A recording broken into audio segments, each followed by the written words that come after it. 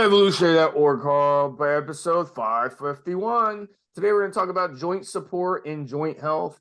Do you want to live long? Do you want to keep weight training long term? Yeah. So this is something that I think in this situation, a lot of you who are young, you've gotten into this mode, and Mobster and I have both been through this too. Where I can remember as a kid, I'd be playing outside, I'd hurt my knee, I'd see scrapes, I'd rip my entire kneecap off, from falling off my bike, or it twist an ankle or something. And then like literally like 2 days later, I was back to normal. It's just amazing how fast you heal when you're a Yeah. kid growing up. And then when you get into high school, you start weight training, same thing. You don't even know what an injury is. You haven't had any wear and tear yet. Then you start getting into your 20s and you start getting injuries, and then you're like, well, I'm not going to take a break from the injuries. I'm just going to keep grinding. And then, it takes a little longer to heal, but it eventually heals, even though you're grinding away. But then you get into your 30s, and especially your mid 30s, and things start changing. Those little injuries that you used to be able to grind through, then they stop going away. They become nagging injuries. They become chronic injuries. They become like, oh my God, I can't take this anymore. I got to go to the doctor injuries. I got to go see an ortho injury. I got to go get an MRI injury. And it gets worse and worse, especially as you get older. So you just don't heal like that you used to. And that's why you see in the NFL running backs, how many running backs are over 28 or 29 years old and they're still starting and still successful and still in their peak years? It's very rare that happens. In fact, over the past 3 years in the NFL, there's probably only been one or two starting running backs in the NFL that have been over 30 years old. So your body really starts breaking down if you're putting wear and tear on it throughout high school, college, and then the pros, and you're pounding the crap out of it, and you're getting pounded into the ground, and everything's getting pounded, then you're not going to last very long. So that's what happens. So, and it happens in weight training too, because weight training, you remember, when we weight train, we are causing a lot of compression of the spine, compression of the joints, a lot of micro tears, a lot of small injuries will pop up, and inflammation will be sent out by the body to fix the inflammation. The inflammation will be sent out to fix those little injuries.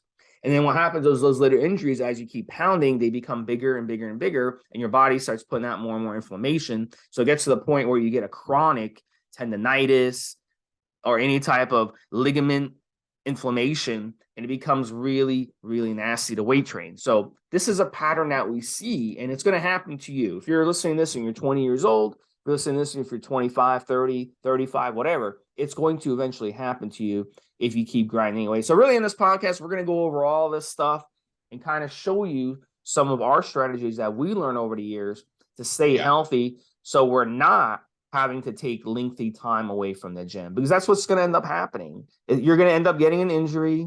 It's going to get so bad that you're like, I can't take this anymore. I have to finally stop. Your body will force you to get benched, because you don't want to bench yourself, or your body will eventually force you to be benched. So we want to show you how to stay healthy long-term, so you can keep doing this long-term and be happy and enjoy weight training, and not be in a situation where you're like, man, I can't go weight train. I'm in too much pain.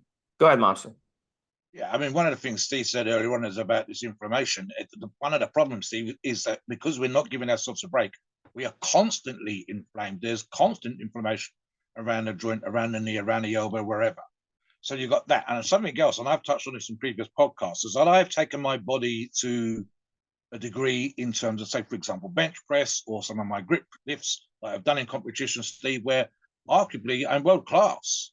In some of my gym lists, I'm in the top 5%. A few of them I'm in the top 1%. So what am I asking for myself and my body is I'm asking something of me physically that 99% of the other gym users haven't done or will never do. And in terms of my grip strength, I've taken myself to world records, British records, European records, which means I'm only like the only person in the nation, or the only person in Europe, or the only person in the world who's done that particular feat of strength, that particular thing at that time. Right. So the risk of injury, the risk of joint wear, the risk of tendon issues is incredibly high when I'm doing that. I literally have to say to myself, if I fuck up, I fuck up. The problem with that, guys, is I'm doing it maybe once a year in a competition. If you're doing stuff that is inflaming you, is causing inflammation, is causing soreness, and especially as we're talking about today here, Steve, around the connective tissue, the tendons, the sinews, and specifically the joint, and you're doing that every damn time you go to the gym, or especially every damn time you work a certain exercise, let's say triceps with elbow soreness, you're never giving your body a break. At least with my grip thing, I'm only doing it once or twice a year when I was competing regularly. But even then, my downtime is still going to be at a level that's going to cause me problems. So the reality of the situation is we take our joint health for granted when we're younger, Steve, but we really start to respect the simple fact that we should have looked after it when we were younger, and we do that only, unfortunately, when we get older. So it's one of those, listen to the old guys, listen to the guys that have been there before you, and take it from us. This is a sort of podcast where it's like an insurance policy, Steve. I don't want you guys to have to cash in on your insurance. I'm trying to give you the advice now, Steve and I together, that will help you so that long term you don't have that problem. You don't need to learn the hard way that you should have looked after your joints. Back to you, Steve. Yeah, so we got some different pointers. So let's start off with supplements that you should be taking. So part of supplements too is nutrition, and I'm going to link those because it's very, very important in this. So first off, a lot of things in your diet that are inflammatory, you have to kind of take a look at it. Processed foods. Now, a lot of people don't understand this, how bad processed foods are for your joints and for your ligaments and for your tendons and for your body in general. But one of the reasons they're so bad for you, this is why I teach a lot of the younger guys who are victims of marketing, in that they want to go and eat at Chipotle, and they want to go eat at Chick-fil-A, and they want to go eat. McDonald's has kind of fallen out of favor in America, and Burger King too. Like, a lot of people are kind of bored with them. But some of the more newer, hipper fast food joints market themselves. Subway also market themselves, oh, this is healthy, and it's not. And the reason it's not healthy is because the food is processed, and or the food is made in refined oils. And really, it's criminal that these companies are allowed to cook their foods like this. And it really is. I mean, if I had the control, I would ban these refined oils. In fact, in a lot of European countries, Mobster, you guys don't even allow things like high fructose corn syrup in your foods and these refined oils in your food. So refined oils are basically just junk. It's basically the oils were heated. They're basically junk, and they're basically getting thrown out in the trash. And then they take that and they put it in our foods. Now, these refined oils, these are extremely bad fats. These are extremely toxic fats. They go in your body. They cause a lot of inflammation. When you get a lot of inflammation in your body that's unnatural, then you start getting more injuries. That opens you up to more injuries. So all that fast food you guys are eating, you IFYM guys out there who think that it's okay, I'm counting my calories, I'm counting my macros so I can have this garbage fast food, you're doing yourself a huge disservice for that reason. You're actually making it more likely that you get injured, significantly more likely. So instead, we want to focus on the good fats in our diet, the raw nuts, the humane-friendly eggs, which are full of good fats, the avocado, full of good fats. You want to stick to the good fats off of meat, bone broth. You want something that's hearty and that has a lot of good fat in it and collagen and all that good stuff that will repair your body properly. Go for bone broth. If you've never tried bone broth before, go to a health food store. Ask them, where do you keep your bones for bone broth? They'll point to you where it is. And when you go there, you'll notice that they have a whole section for it. And a lot of that, and people go in there and they buy that like crazy, because a lot of these people are like, they listen to Steve, and they started actually drinking bone broth on a regular basis. And they've noticed miraculous changes to their physical health, to their joints, and all this other stuff. And it will help you build more muscle and lose more fat, body fat at the same time, because it's so nutritious for you. It's the most healthy protein option in existence. And in fact, humans for 2.5 million years evolved consuming bone broth. That basically as humans were first started, being nomads and traveling the earth, we would come across bones from tigers and lions and all kinds of big animals that have either died or had made a kill and left the bones. And the bones, we took the bones and we put them in pots and we cooked them. This was after we discovered fire and we were able to actually do this. But even before we discovered fire, we would take the bones and cut the bones open with tools, primitive tools, and eat the collagen from the inside. So that's what you want to do. Take the bones, put them in a slow cooker for like 48 hours, 24 to 48 hours. Slow cook that sucker, make some nice collagen, and consume that collagen. Make sure you either use water to cook it or plain broth as a base, and then you add the bones and you go ahead and slow cook it. So those are great options. And then there's supplements that are out there that you can take, and I'll let Mobster kind of touch on them that are a good fat option. There's an obvious one here, Steve, which would be a very good fish oil, as we know, and fish oil, not krill oil, is one that you and I have recommended in the past, which is not just great for connective tissue and joint health, but also very, very good if it's high in DPA and DHA for your eye health, and that especially applies as you get older. In terms of something else, Steve, when Steve talks about the stuff that's inside the bone, that's specifically bone marrow, even just boiling the bones and making a broth, it includes some of the connective tissue and the fascia that sometimes lines the bone, and that's going to be boiled down and part of the bone broth in and of itself. There's an actual thing over here, Steve, a couple of years ago when they were the dry aged steak was a bit of a thing for some of the posher restaurants, and they actually started serving up a starter of bone marrow with a special fork and the bone, and you would have that before they brought out your 90-day aged or 120-day aged steak. And that was a thing for a little while. And this is a thing, it's one of those bizarre situations that bone broth, soup if you like, and marrow was, and like the offal you and I have talked about when we talk about organ meat, has actually been for many, many years considered to be cheap and something only poor people did. And yet the benefits for the health, as we know, are incredibly high. And it actually became a thing that was served in incredibly expensive and very posh restaurants as a particular treat or a rarity. So it's come full circle in that particular regards. But the reality of it is, guys, it's one of the few times when it comes to food, for example, Steve mentioned nuts, avocados would be another one, where the healthy oils indirectly lubricate the joint, but they also have the thing, like Steve already said, with regards to lowering of inflammation and so on and so forth. Something in terms of the actual ingredients that you should be looking for in any joint product. I've got a small list here, Steve. I'm sure there's others. You can jump in. Collagen that Steve's already mentioned. That's actually also good as a taken orally for your suppleness of your skin. Chondroitin, glucosamine, and glucosamine sulfate specifically, and I'll get into dosages briefly. Cissus, and I think quadrilates, I think is the second part of that name, shortened to cissus.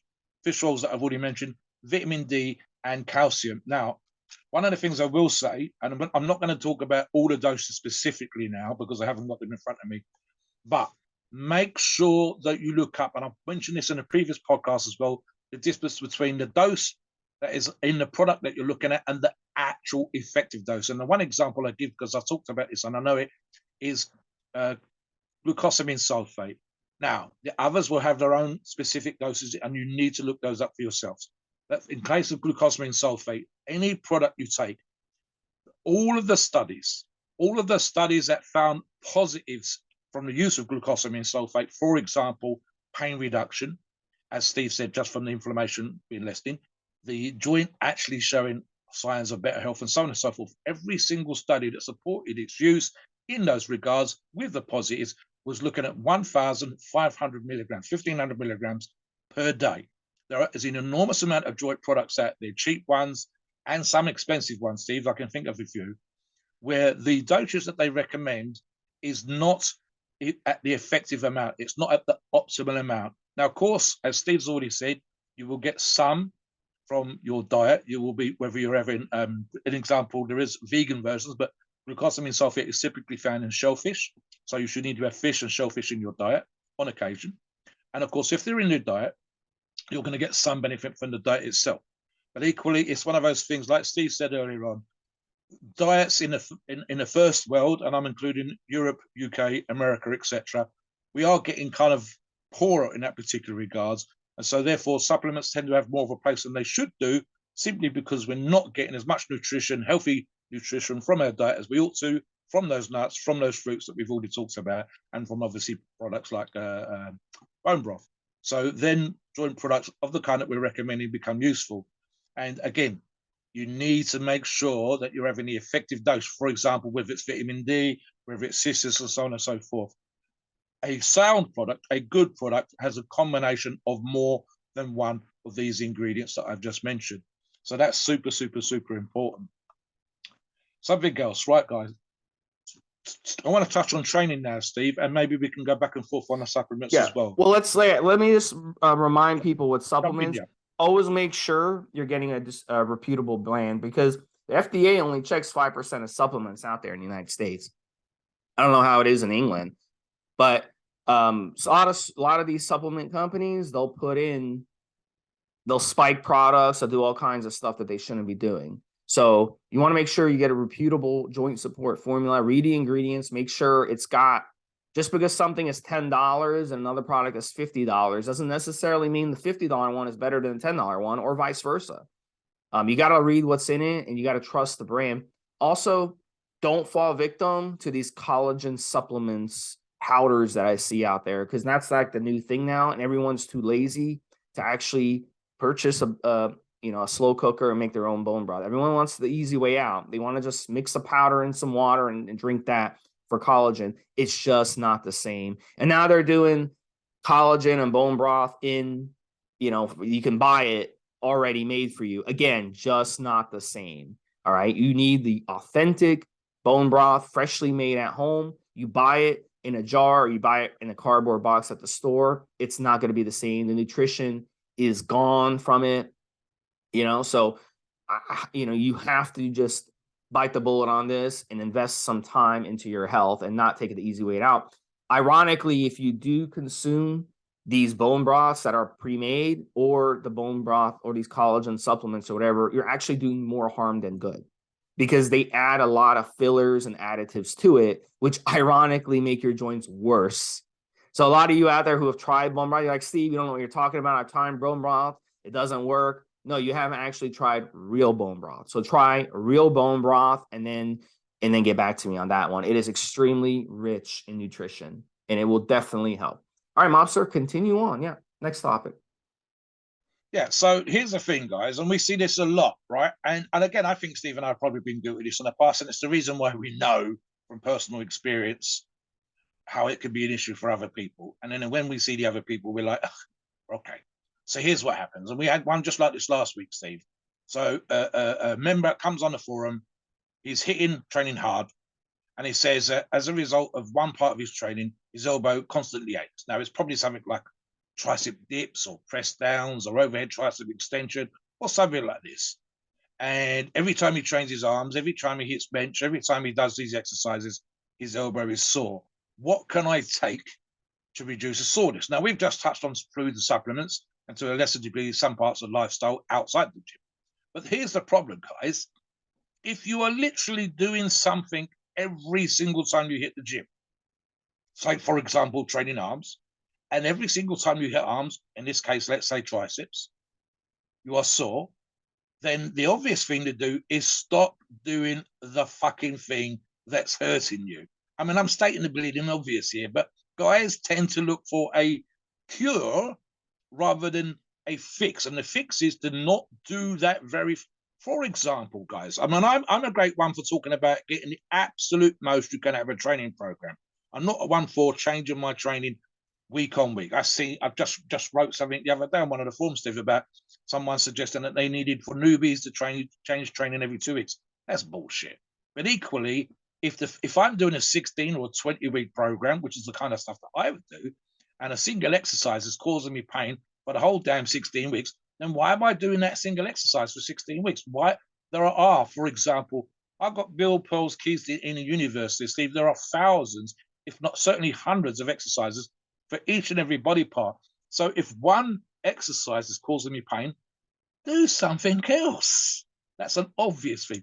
Something that Steve and I have done in the show notes is to deload. I do not pound at a certain particular level. Let's use bench press as an example. See, I am not hitting 170, 180 kilos, 360, 370, 380, 390, 400 pounds all year round. I back off. I will try to hit certain peaks. There are certain things that I'm trying to increase up to what would be a personal record, a PB. But again, I'm still not hitting that particular exercise, that particular movement all year round to the point where it's causing me pain and discomfort. So I won't necessarily call what I do deloading, but I'm certainly easing back off, or I switch out one exercise for another exercise. And I do that quite frequently. Actually, as an example, Steve, I do weekly one shoulder workout, but I do one that alternate between two. So 1 week it's one week it's another, which means I'm not constantly hitting presses, for example. Back exercises which I train on chest day. Every time I go to the local gym and hit back, it's nearly always one of 5, 6, 7, 8 exercises. But it's only the once, which means it's taking 8 weeks to come around and do that same exercise again. That means I'm getting a lot more out of that without causing myself problems around, say, for example, rear of the shoulder, in forearms, rear elbow again, just from pulling stuff at the same time as I'm benching, and so on and so forth. So I'm not constantly smashing a joint or an issue to cause problems. And again, like Steve says, we've had to learn this the hard way. It's a kind of, I think men are way more guilty of this than anything else, Steve. If you and I went to the gym, and actually, let me give you a great example here, guys. Buddies of mine training with us in the Strongman gym in Gloucester back in the day, 2010, two guys were training together over in the corner, and at some point they come over and they both had a right shoulder injury, both of them. So I said, guys, whatever the fuck you two are doing, you're both doing exactly the same thing. You're both having the same issue. You're both causing the problem, and you come over to us for advice and to fix it, and obviously show us what the hell it is you two guys are doing for that shoulder that's causing that problem in exactly the same place that you two have got into a bad habit or something like that, and stop fucking doing it. And that sometimes seems like it seems like something we need to tell people. We get it. You want a bigger arm, you want a bigger chest, you want bigger quads, you want better looking quads, and so you're doing a particular exercise that hits, for example, the outer quad. But if it's tearing up your knee, choose a different exercise, change the emphasis a little bit, change foot position. One of the things that I do, and I think I said this to Stephen in a pre-show again, as the heavier weights for my presses and the heavier weights for my bench, whether that's dumbbell, barbell, machine, or whatever, and that's for both those exercises, on the top weights, which, as I said, can be considerable, I wear elbow sleeves. I wish I had something I could put on my shoulder. That's where the frozen shoulder problems. And again, that's come from benching and overhead pressing, Steve. But I got to this thing where I wear them every workout that when I'm up at my top heavy weights. I don't wear them on warm-ups. I make sure that I warm up. That's something else that we want to talk about, and so on and so forth. So all of these things came from, and we know this, guys, Steve and I both know this, buddies of ours that never warmed up, you should always warm up. Buddies that don't stretch, you should always do some sort of mobility work, especially around their joints. Buddies that don't wear, for example, wrist wraps or elbow sleeves or knee sleeves or some sort of back support. And again, I would rather you use them minimally. So, for example, you have core strength from wearing a belt. You don't wear your belt all the time, but when you're doing those 1%, 1 rep maxes, when you're up there in the kind of weights that are super stressing your body, that's when these supports come in. What do they also do, Steve? Such supports, and there's two kinds really. One is the neoprene kind, which I think, unless they're super tight, they're great for keeping the joint warm. You can also look at lineaments. And the other kind, which is the kind that I use, which is the sort of the same as you see in the stretchy fabric that you wrap your knees in. And that is the support type, which are going to give you a little bit more of a push than the super heavy weights. And at the same time, they're keeping that joint tight. They're keeping everything in the right place. It's difficult with some of those to move out of the groove and into different positions. So stuff like that. And like I said, let's think of examples in exercise. And again, I can get Steve jumping back in here, where we've seen guys using really, really poor form on certain exercises just to move the weight from A to B. When, as I said, there's loads of stories. I've seen him here in the UK, Steve, where guys would come into the gym from a cold outside, literally jump on the bench, still with their coats on, still with their outside warm coat on, and start bench pressing with 3 plates aside, because that's what they've always been able to do until the one day they get a pecs there.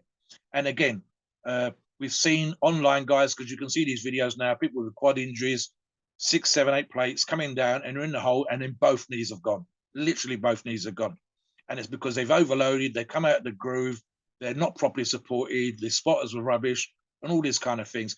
And we see these injuries occur. We get guys coming onto the forum, they're asking these kind of questions, and you go, listen, sometimes it takes people that are sitting to one side like us on the forums go, it's obvious that you're not warming up. It's obvious you're not using supports. It's obvious that you shouldn't keep doing that single exercise. How often do we see it, Steve? Look, at the end of the day, I'll tell you this, as someone who's done it all different ways, going heavy. If I could go back, I would tell myself, don't go heavy. If you're in a mobster situation and you're a power lifter and you have to do 1 rep maxes on competition day, look, I've been there, done that. I get it. But at the end of the day, you got guys on the forum like JP. He's been around a long time.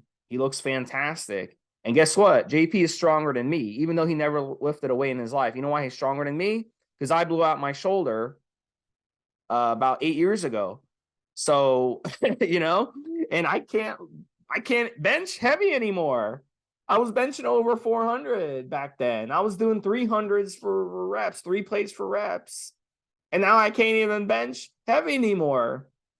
So it's a tortoise versus the hare situation of I blew out my shoulder. If I do lift heavy again, I run the risk of tearing my shoulder completely and needing surgery, which I don't want to do. So that's a perfect example of you don't have to lift heavy. If you want to conserve your body, don't lift heavy, lift smart, lift with control, and do it properly. Remember, when you weight train, you're compressing everything. So decompressing is very important. So how do we decompress? I'll give you an example. Yoga, inversion table. You can buy an inversion table off of Amazon for like $100, $120. It lasts you for a lifetime. And you can use that every day, especially after a weight training session, would be beautiful because it decompresses and stretches everything. Yoga, very, very important to do yoga. There's yoga. You can go and it's free yoga. You just pay like a little donation. If you don't want to pay the money to go to yoga classes, just do that once or twice a week and it'll make a huge difference. Then learn from those yoga classes and start doing them at home. Foam rollers, something I do every day. I do yoga every day before bed. Okay. And I'll go to yoga classes as well, which is beautiful. But if I can't go to yoga classes, I'll do yoga at home for 5 or 10 minutes at least before bed, do some stretching. So stretching is very important. In any professional league, the guys who are flexible and mobile get injured less. They have longer careers. They'll get it. You'll see them on TV get rolled up on, and they'll be like, they'll be grimacing. And then the announcer will be like, oh my gosh, this looks like a serious injury. We probably won't see him for a while. And then the second half comes and he jogs back on the field. Like, what the hell happened? But another guy, he's like running and he doesn't even get touched and he falls to the ground and he's grimacing in pain. They're like, oh yeah, the next day, like, oh yeah, he tore his ACL. He's gone for the year. What happened there? Well, one guy was mobile and one guy was flexible and the other guy wasn't. So the mobility and flexibility will keep you healthier. What happens when you weight train? You become less mobile and less flexible. So you do maintenance on your body and get more mobile and more flexible as you go along. Nobody wants to do it. It's considered being a pussy. Yoga is like a pussy thing. Stretching is a pussy thing. But look, it's maintenance, okay? It's just like getting a car and not getting maintenance on your car. It's the same thing. It's going to break down eventually. So, Mobster, final thoughts on that, and then take us to this. Yeah, so a great example here, guys, and Steve just mentioned pro players. Let me give you a good example. And I used to see this for many years with English soccer players, right? So these days, they tend to do a lot more weightlifting and supportive type exercises. But back in the day, and I think specifically of the 70s here, Steve, you see guys like Pele and George Best running down a pitch like the Clappers as fast as they can go. And then obviously someone comes in to tackle them, but they were so great, they'd avoid the tackle, but they would stop on what we used to say, stop on a sixpence, turn left, run round this fella, and then be running down the pitch again in control of the ball. The problem was, because they weren't weightlifting, because we didn't do the kind of rehab and exercises that we do now, and have strength and conditioning coaches for all levels of these kind of teams, their joint would be fantastically strong in one plane of movement, one direction. And this happens to us as well. So what they used to happen, you see a lot of hamstring and quad tears and glute strains. And we still see this because, again, in American football, like Steve says, you got someone who's 300 pounds running towards you from the side. We see it in rugby. You're running down the pitch, you've got control of the ball, and someone hits you from the side, they're going to tear that knee right up. Now, what we do in this day and age is we have strength and conditioning coaches who tell us to train the opposing muscles. Now, in the gym, this is what sometimes happens. Bodybuilding is not always healthy per se for the body. So sometimes you need to do what we call rehab or support exercises. And in strongman, as an example again, Steve, we have 1 day a week when we would do that. If we have a 4-hour session, because strongman sessions tend to be quite long, back in the day again, 2 hours, well, that would be literally the ancillary or support exercises to make sure that the power that we wanted, for example, in overhead pressing, was supported by shoulder work, was supported by tricep work, grip work, and so on and so forth. So you wasn't just strong pushing that weight overhead. You were strong if the weight was unwieldy, if it was a sack, if it was a barrel full of water, and so on and so forth, where your strength side to side or back to front would be rubbish, but your strength straight up and down would be great. So this is the stuff that we do. Sometimes in bodybuilding, you young guys especially, you need to set aside half an hour once a week to do exercises to support the joint. And I'm thinking, for example, Steve, rotator cuffs type work just for shoulder pressing and lateral work, etc., for your shoulders. Rotator cuff works all the little muscles underneath. The same thing applies to doing certain exercises for your elbows and forearm exercises, hamstring exercises, specific kinds of stretching, specific kinds of massaging. These are the kind of things you need to be aware of, guys. And again, change exercises if something's really, really hurting. Look at bone broth, look at good nutrition, and make sure you get tip top a really, really good joint support product to aid with the reduction of inflammation and recovery from any potential injuries, and of course, injury prevention, which is much, much better than injury recovery. Please note, we are not doctors and the opinions are ours. It's our view. It's based on our experience and views on the topic. A podcast are for informational purposes and entertainment only. The freedom of speech and the First Amendment applies.